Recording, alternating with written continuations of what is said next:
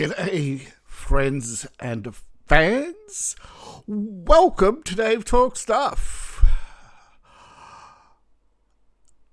Now, of course, you can tell what this is about. The high cost of fun. And you know the meme, you know the saying, you know those words so true. Everybody at some point is going to say it. It is probably one of the most repeated phrases of the modern era. She was never yours. It was just your turn. Now I'm going to probably get a lot of crap. People have already done... people have bought my book just to leave negative reviews. That's how special the special people are, of course. Look, the high cost of fun. Before I get into it, there's something you should know. Right? Since the study of human sexuality in the 1950s, Kingsley Report, I believe it was called. I should have looked it up. I didn't have everything up on my screen when I first started this video, and it just occurred to me I should have put that one up. Oh, no, it doesn't matter. It's not the topic.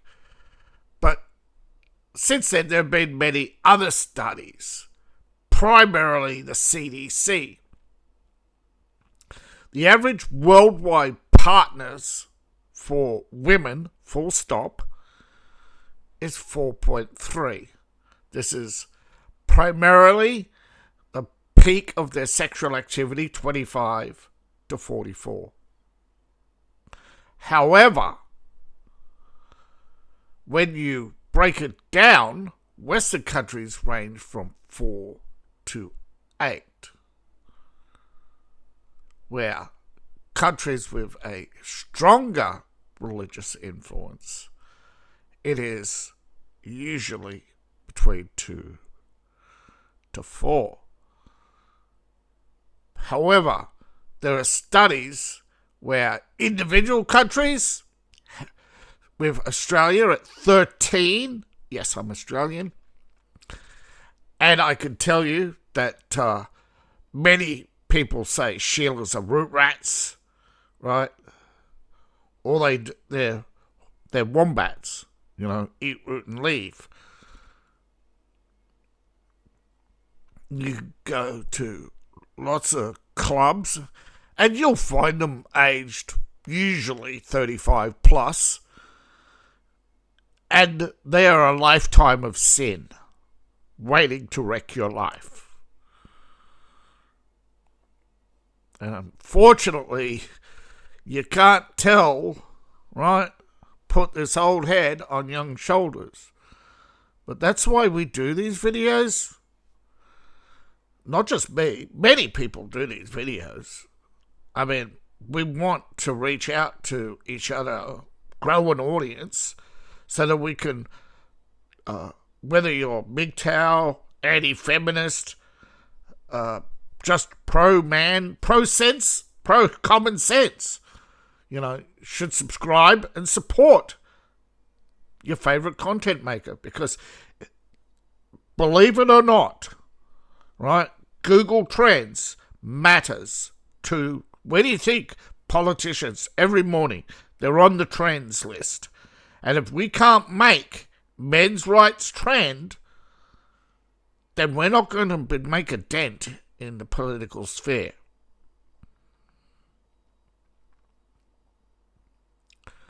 Now, lifetime partners is a joke. Women, US and Europe, right? So women in Pacific regions, particularly Australia, 13. US, Europe, average is 7. Millennials in general average higher at 8. The highest in the world is New Zealand. The average is 20, and it can just be one a year for most, right? For a lot of women in New Zealand, it's one a year. Usually, however, there are higher concentrations where women can have up to dozens of partners. We're not talking about prostitutes. We're talking about women who professionally date. Free meals, free hotels. These are professional women. They use and abuse men financially for their throughout their lifetime. But they often do, however, avoid good men. They usually exclude you. So most men might actually be lucky in some countries, but not all, right? Particularly Australia, Turkey. Now, Turkey is thrown in with Europe, not the Middle East. Turkey has a huge root rat problem. However, the feminists just say there's no such thing as normal. It's just called a wide spectrum. Yeah, definitely that canyon is wide, but it's shallow. And, yeah, parking a Ferrari in a canyon that could hold a fleet of Mack trucks, of course you're not going to reach the middle sea. And even if you did, it's so caked over from the pounding with scars that it ain't going to activate. So, there ain't no string on that middle sea. Now, pseudo-religious propaganda. I don't mean religion. I mean pseudo-religious propaganda would have you believe that it's just hypergamy. And that the leading cause of divorce is not promiscuity, but financial mismanagement. Right? Women, right, predominantly, right, will get a divorce. Not because they're cheating but because you're cheating, or you're out of money. You're a broke boy, so they say, he can no longer support me. But yeah, most of the time, women will go in and say, it's money. But yeah, or remember, promiscuous and hypergamy are two different things, right? And this is where you get the 20% of the, this is where you get into the 50% divorce rate. 20% of divorced women are hypergamous. 30% of divorced women are promiscuous. Hypergamy used to be the majority, right? The majority reason why most men got rid of their wives was money. That started in the Great Depression. Till the Great Depression, the divorce rate was pretty low. Even in countries where getting a divorce was easy. But America, when the Great Depression created a high divorce rate, it created such a social problem that they made divorce harder and harder to get. And the rest of the West followed. It followed suit, right? Divorced men were starting to become unproductive. And to those who ran the factories, bring me back my runaway slaves. But then when the governments couldn't fix the divorce rate, they turned to migration. And now they turn to migration for other reasons, which would take multiple videos to explain, but it's deliberate on all accounts, and is very multifaceted. Like, it's the uni party. The key aspects of hypergamy is a person who marries someone because they're considered to be socially superior. this happened to me multiple times, and resulting in 2 divorces. And I've turned down many marriage offers because all I can see is a broke bitch looking for someone who thinks they're rich because they're published as an author. Yeah. So, or just simply because the prestige of being married to someone who is a recognised creative individual. This happens in Hollywood, hypergamy and promiscuous at the same time. But commonly it is women who lack social or economic independence marrying someone who is. That's predominantly the reason. But there are motivations beyond money, right? Women often choose a partner who meets their life goals. Now, sometimes this does result in a good marriage. Sometimes. It's still 50-50. But many men marry down, right? And this is because the men aren't looking at the social or economic status of the women. Often it is blindly driven by lust. Now, culturally, hypergamy is cultural. It is. It permeated through the American culture. It is permeated through the European culture. And, of course, the pseudo-European cultures like Australia and New Zealand. But many, right? Singapore, Hong Kong, all where you find high Western influence, you find cultural hypergamy. But you also find it in Japan, Korea, China today. China is the most hypergamous society in the world, where you got no house, no car, no job, no 6-inch stack. Literally, they measure the stacks of money, and they better be they all better be bank certified notes as well. You know, they take the cake, you know, but cultural context, hypergamy is seen as a way of securing your daughter's future and is highly encouraged, particularly in the upper and middle classes.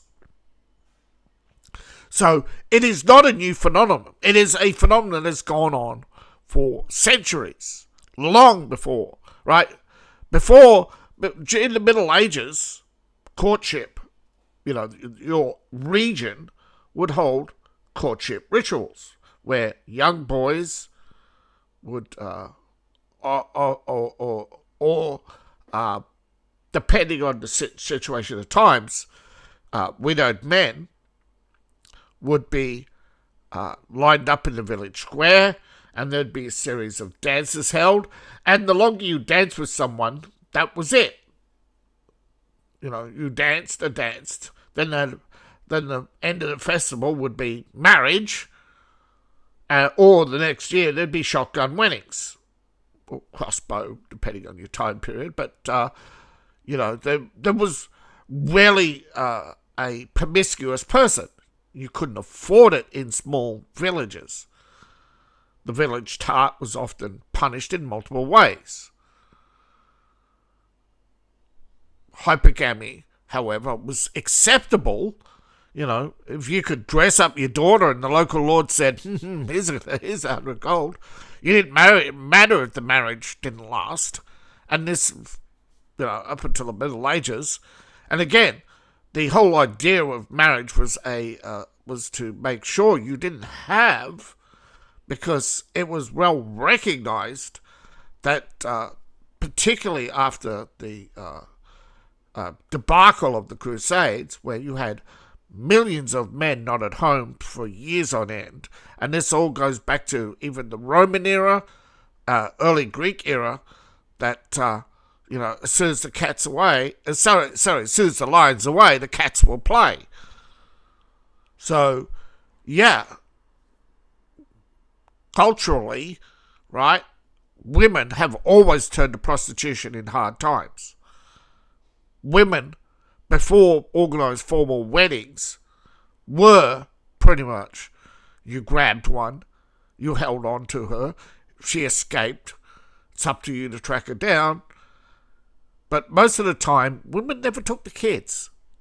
If you had a runaway wife and she didn't take the kids, you didn't care. You could get another wife, often a pity wife, who would stay and take care of the kids. Hypergamy, however, because it became so socially acceptable in the modern era, it was women who first resisted feminism. They didn't want the vote because it meant drafting. And as I've said in many videos, when the British government made a deal with the feminists, the Prime Minister's wife was holding out sex. That's how they won, by the way. They had a sex strike, and the prostitutes had a sex strike. So all the parliamentarians voted for a deal with the feminists that they wouldn't send them to war. And in order to work less, they were paid less. They weren't paid a 8-hour guarantee. They were only paid for the 6 hours. And that's how you get this pay gap, right? But it was a deal done to get the vote. And of course, once they got the vote, they just kept demanding more. First it was the vote, then workplace, equal wages, then what was it called originally? Political correctness, the Equal Rights Amendment, then you had, wasn't called DEI originally, affirmative action. But that's where you started to get in the 50s and 60s into the political realm of intersectionality. But this is where hypergamy split. And during the post-World War II era came the Promiscuous era. This is where women start young, and as they get older and more experienced, they choose more and more sexual partners. They go through a high growth period, targeting high value men. The Chad who's the best at sports, doesn't have to, or the team chaser. These are highly, the party girl, the drug addict. This is where women go through a complex interplay of personal choices, and they develop very quickly patterns, despite the social stigma and the toll on their psychological health. And this is where you get the rise of the bitter crone. Now, these used to be very rare. The bitter crone, in the modern era, leftover women, the undesirable, and of course they turn around and just start calling men the incels, right? But promiscuous and particularly prostitution and misandry go hand in hand. You see, women have a development period, 13, maybe 11, but around 13 to 15, and this is known as the love era. This is where they have their crushes. This is where they develop fixations. Now, if they don't have a boyfriend, if they don't have a guiding hand in their relationship development from a man, particularly the father, and a healthy relationship with a boy who 90% of the throughout history would be slightly older than them and would marry them upon their coming of age. But this is where society broke. See, World War II destroyed Western society by design, by choice. right? The governments knew what would happen. Governments know more than us, okay? They have departments of all sorts of interesting characters in academia, and politicians have a Rolodex of these experts.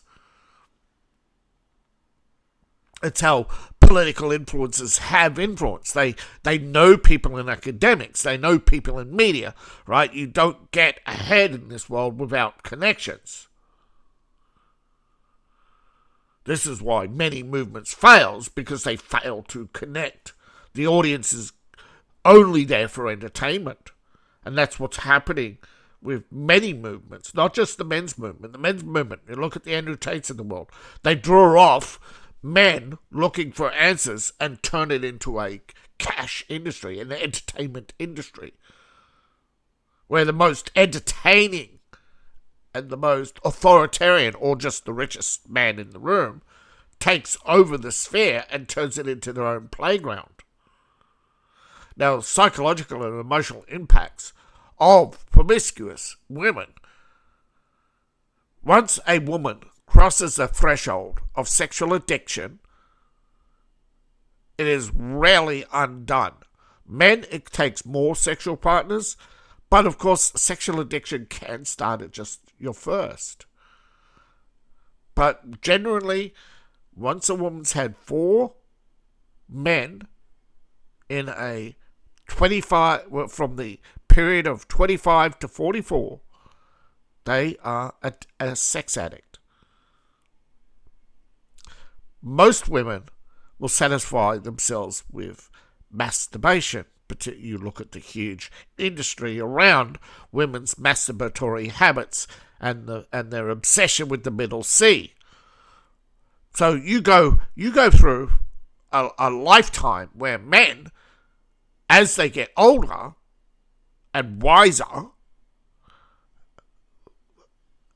and more sexually experienced, this is where you get the huge age gap, particularly 20-plus year age gap so often, because younger women realize, right, and this is the hypergamy side of promiscuous, right, that dating or older men is a lifestyle choice that gives them both the promiscuous lifestyle and the hypergamy, the social lifestyle. Now, a lot of women in this sphere, this middle sphere, will go through around 4 partners in their lifetime. But often, they're not cheating. Okay? This is a lower, right, if you look at the divorce rate between men and women, the higher the age gap, the less likely she is, right? Because all she has to do is wait you out. Because women, right, 90% plus only like the dating period. They only like the first 4 to 10 years of a relationship. They don't want a relationship. A lot of Western women don't want a relationship after children. This used to be normal. Men used to go through an average of 4 wives up until the modern era. It was the government who didn't want all these single women on their payroll. See, the government isn't pro-feminist. It's just pro-get them to vote. Because the left can't win an election without the feminist vote. Because remember, only 50%, I'm only talking about 50% of women. And that may change. But the vast majority right now are in the lower region, where they will go through multiple sex partners, but in single file, not simultaneously. It is your... So, the reason why you should avoid promiscuous women is not just it's the physical and emotional impacts on them. They start to suffer sex regret. What do women do when they get sex regret? They take it out on you. You're more likely to have women who are promiscuous are more likely to regret sex because they don't enjoy it. That's just a way to get you to pay for their dinners and drinks and rent and their Pinto payments. Well, not every arsehole gets a Pinto, but, Ford Fiesta, you name it. Hey, would you like me to pay your small car loans? That's a pickup line, trust me. It happens. And, yeah, idiots do, right? And they end up with general regret, where eventually she realises all she has to do is me to him, and she doesn't only get her car payments, but a lot of rent out of him as well. So, emotional detachment. They have no care about you. You break your leg, they walk out on you. That's it. Full stop. There's nothing, right? You lose your job, you're nothing to them.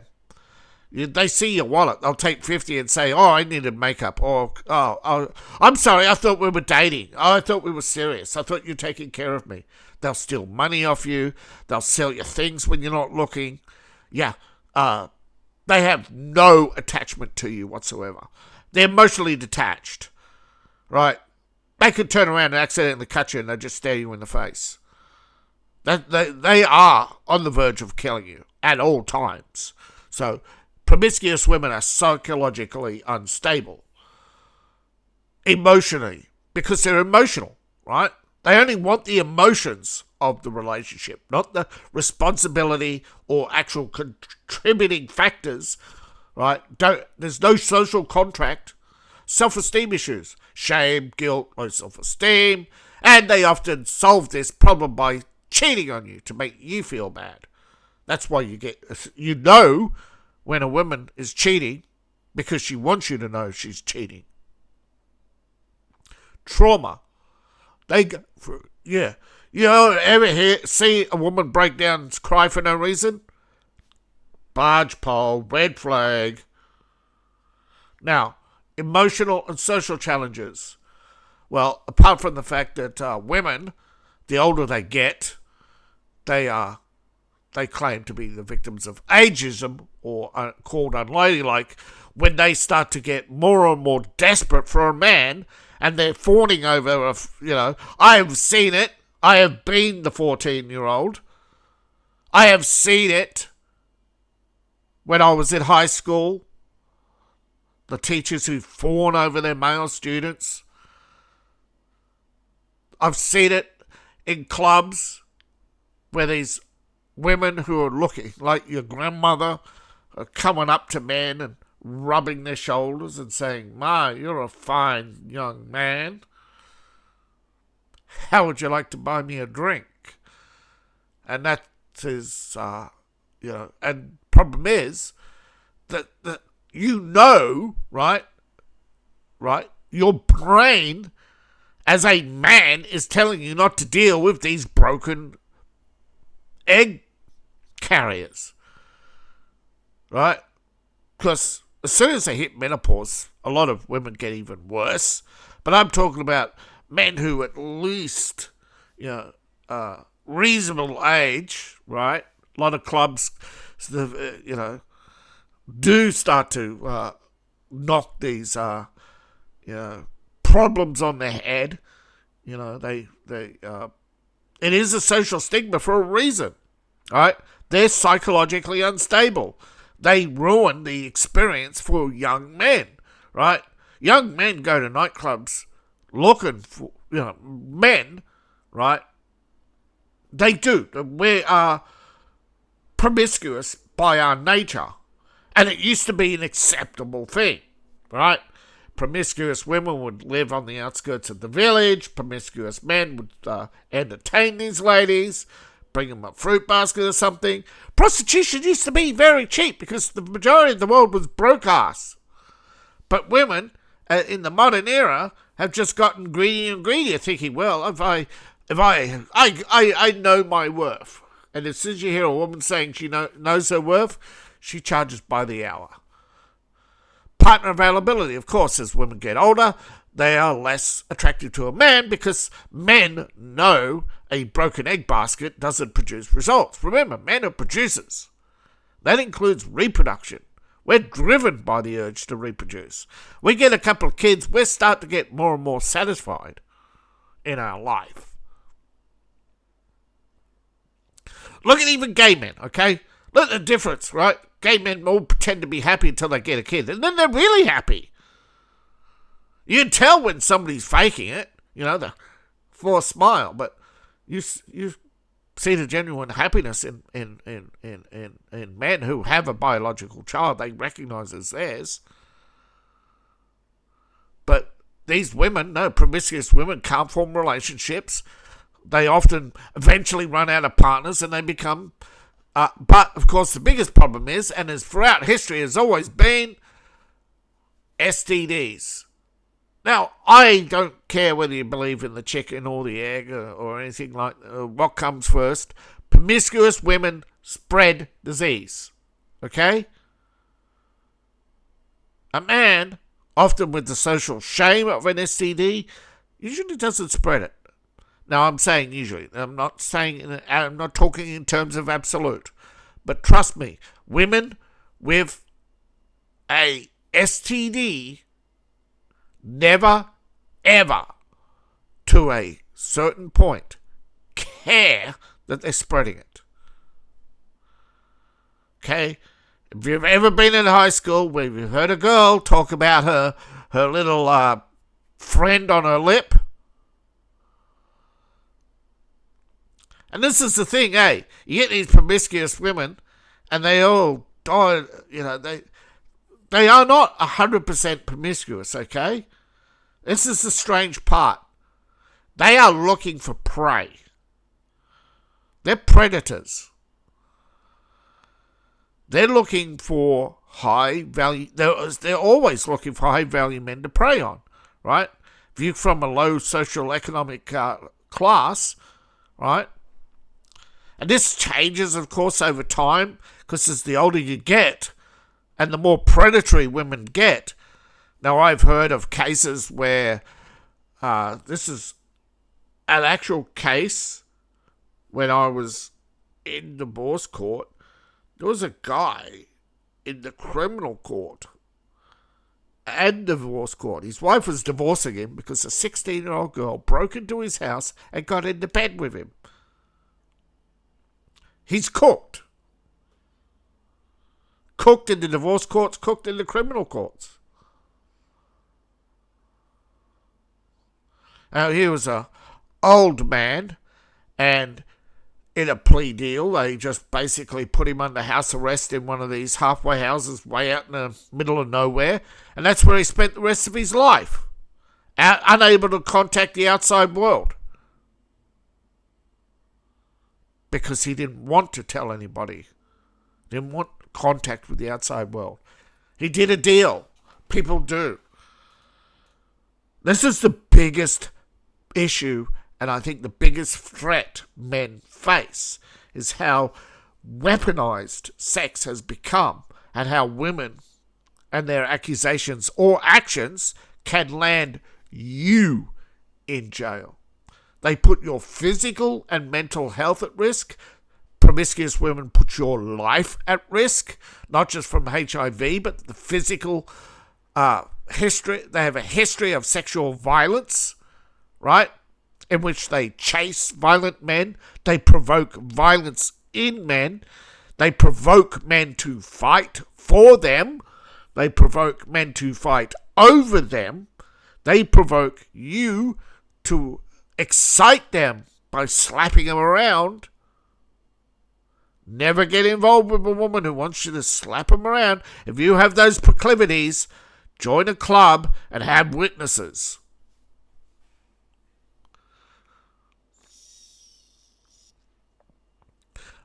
Trust me, the BDSM community is full of predators looking for a chump to take for a ride.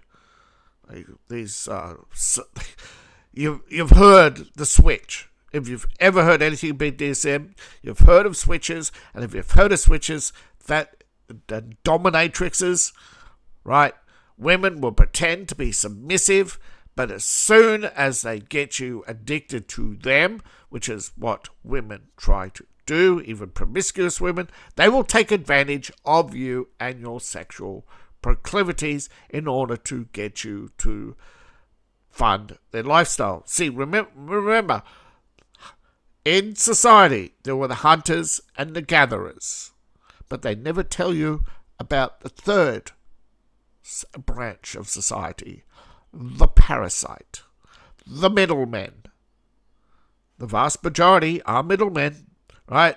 The hunters, in today's terms, bankers, right?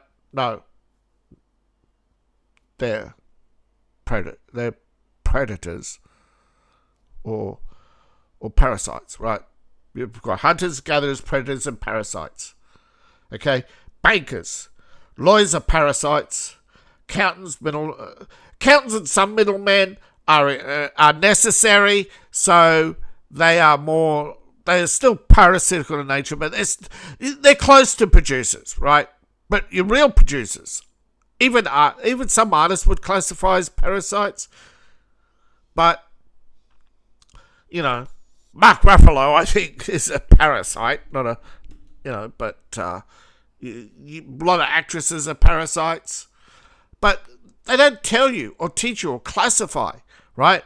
When you hear about personality tests, they sit down and give you a personality score on a chart with 16 personality types. But there's 24, but the American government classified Jung's work, and they control it strictly.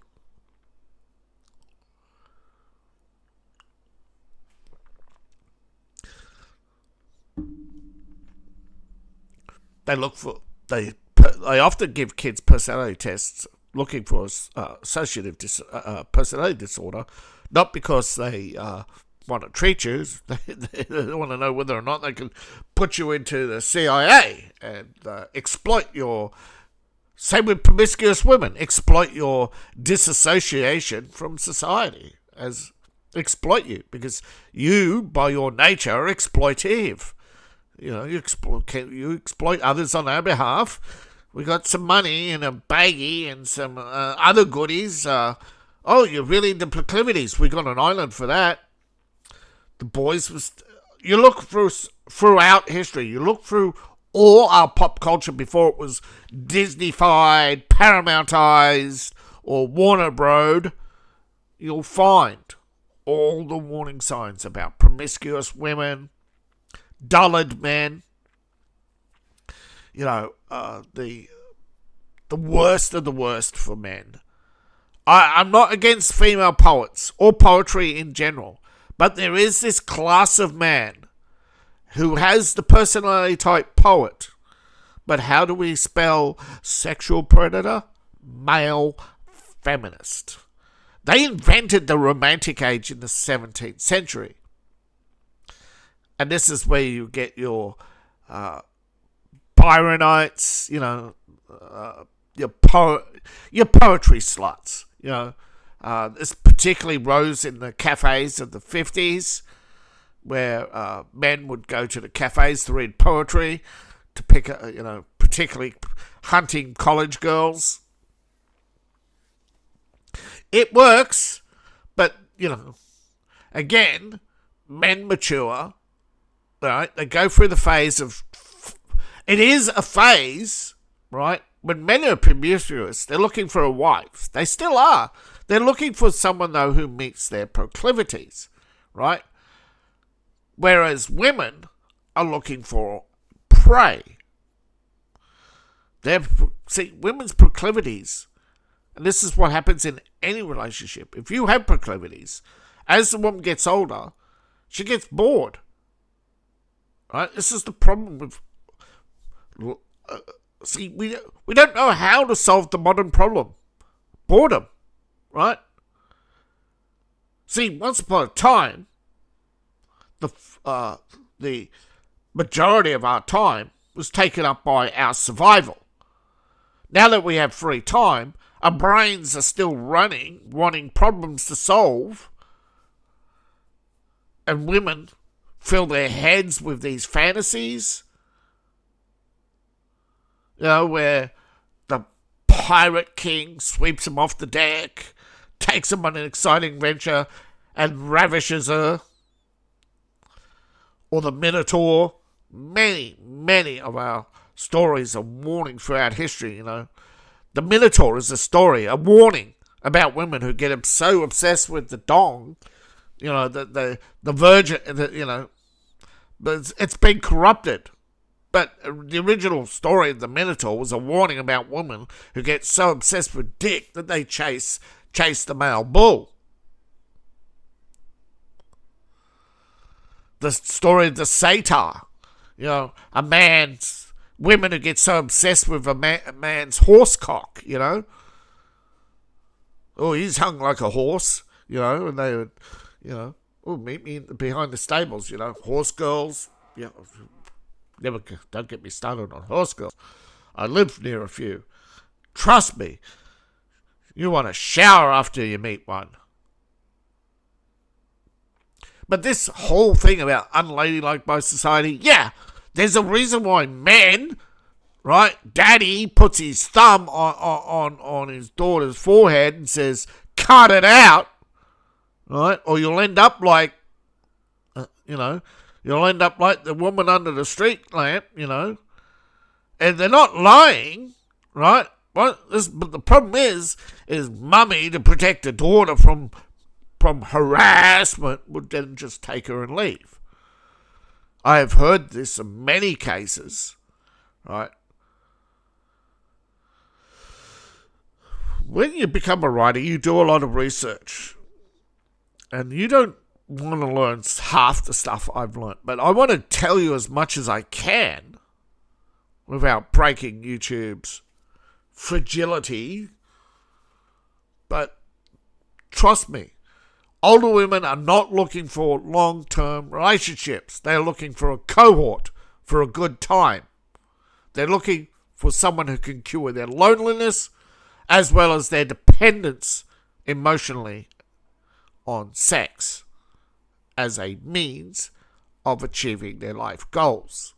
And their goals are endless. They're a canyon that cannot be filled. All right? While you're shoveling, you know, all that's washed away every day. You know, women do not accumulate goodwill. They only accumulate ill will. There's promiscuous women only accumulate ill will. Biggest red flag for a woman that's going to be promiscuous is one who's carrying a scorecard. If she starts reminding you about every wrong, that's a red flag. If she is making herself only available when it suits her, it's a red flag. See, feminism has all these slogans. And as we go through these videos, I hope to bring as many of them to your attention as you can. And when you start to understand the buzzwords they're using about their satisfaction, their health, their safety, when you realize that they're not using the same meanings, they're not even speaking the same language as us anymore, when you realize that and what they're actually saying, right, you'll understand, right, who the promiscuous are. They have their own language, their own culture, they stand out to each other, right? Whenever you have a woman crigging your arm and saying, stay away from her, she knows they know each other by sight. Women can pick up the smell of semen, right? That's how they know a good partner, by the way. They smell semen. They know if you're high testosterone. That's why they avoid beta soy. But they created beta soy, see? See, women test you, but what you don't understand about women testing you is you're supposed to resist. You're supposed to resist temptation. You're supposed to not be easy, not be swayed by women, because the women can't... See, women know that men are sleeping around looking for the one that's going to satisfy them, right? But whereas women, they want you to choose them by not choosing them, by not sleeping with them, by doing all the right things that they consider to be right. Because most women are not looking for a husband, they're looking for a daddy. They have daddy issues. And that's where they become promiscuous. Is that the only way to secure a man is to be promiscuous in their eyes. It is such a weird psychological disorder. And it is a dissociative disorder because you're completely illogical, you're completely emotional. That's why it doesn't make sense to a man. That's why it drives you crazy. That's why they drive you crazy. Another red flag. Women start driving you crazy with they're emotional. Emotional women leads to promiscuity because they need to satisfy their emotions. They need to. So as you learn red flags, you start to realize that, the quiet, nice girl can be a red flag. Some people say it's a red flag. But you do want someone who doesn't gossip.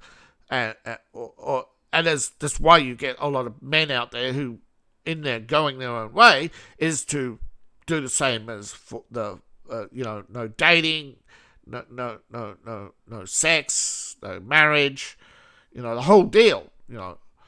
I'm just an anti-feminist.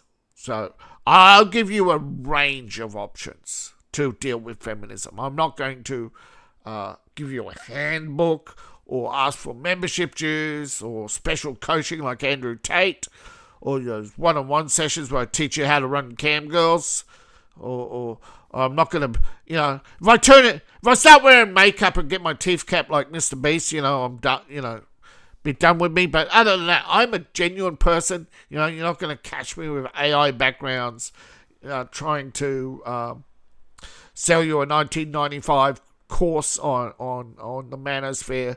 But there are so many out there. And we've seen with Cuck Murphy and many others in the manosphere who try. I do want to be monetized, of course, and I do want some financial support. But I'm talking about there are many men in the manosphere who pretty much, they call it funneling in the sales business. I used to work at used to be a big company, Dine Right. I don't know what they call it. I think their American parent company was Regal. We were selling stainless steel cookware. I realized quickly the sales game is like the pitch. Everything is like dating. You've got the pitch, and you got to catch more no's than you're going to catch yeses. But when you get someone interested and on the hook, this is what salesmen are supposed to do. They're supposed to take advantage of the people. Well, of course, I got fired when I wasn't taking advantage. When I was literally told by the boss I wasn't taking advantage of people and upselling them enough. When you going back to the old customers and trying to sell them more every year. Of course, you want a good woman? Have a life goal first, because that is where your relationship really is. What are your life goals? And realize that the relationship's over when you start meeting them. And this is where you're at, whether you have friends, okay? Every relationship, I'm not just talking about sex with a woman, I'm talking about every relationship you have. You have to have goals. You have to have the same goals. They don't have to be all the same. Like, I like Doom. I don't expect all my friends to play Doom. I like Postal 2. I don't expect all my friends to play Postal 2. I like real-time strategy games. I don't expect to. And most of the time when I do play against someone else, I'm often the loser because my reflexes and my reaction times, if you haven't figured out sometimes I speak too slow, my reaction times are screwed. Yes, sex, drugs, and rock and roll do that to you. They ruin your hearing. Karaoke, if you want to be a pickup artist, learn to sing. Okay, karaoke, lots of action from karaoke, especially if you're into Asian chicks. But this is the thing, right? Remember, I started off as a player. And I quickly learnt that, no, you're getting played. You just go with the flow. And eventually, of course, realizing that these women are putting my health at risk and my mental health. Well, my mental health is shot. But, women putting my physical health at risk and, of course, mental health issues. We all have issues in life, okay? Every man is born with a potential addiction, whether it's drinking, smoking, sex, working out can be. Everybody has a potential addiction. Everybody has potentially psychological disorders, which are usually brought about by trauma.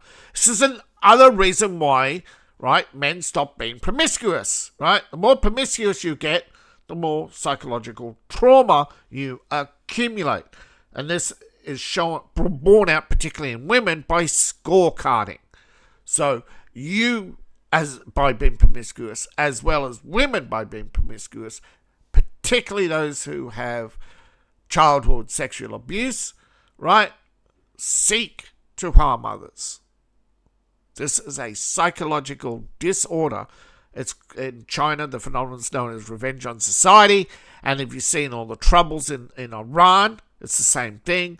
Venezuela, you look at Hugo Chavez, or Maduro. Maduro was a bus driver, frustrated by low income and low economic opportunities, right? He thought he was better. He wanted the pretty ladies. You look at his lifestyle, you look at his promiscuity, the way he treats his wife, he's a cuck. He's a beta soy. He's entitled, carries the chip on his shoulders. But I'm saying he's psychologically damaged by his own emotional baggage. And so is his wife. So are many people on the left. Okay, you take what is good, and that's why they're called the left. Everything is left behind. You take out the good, and they are everything that is left behind. And this is promiscuous women in a nutshell. They are everything good has been taken out of them, but they can pretend still. They're actresses. Just think of it as they are actresses. And you look at your average actress and the different roles they play and how well they play it, and you go, damn, she could play she can play a married wife one day and be the promiscuous slut the next. You don't know what she is in real life. Well, ta-da, that is the dating world. When you're dating a woman, it is psychologically different from being living with and married to. Okay? And the more closer they get, familiarity breeds contempt.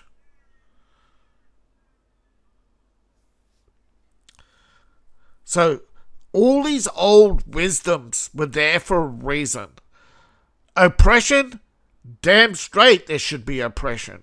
Oppression kept society safe, kept men safe, stopped the spread of massive diseases. It was promiscuous women who spread diseases. It was women and their habits. It was unwashed, the spread of the Black Plague. Promiscuous women and unwashed cooches.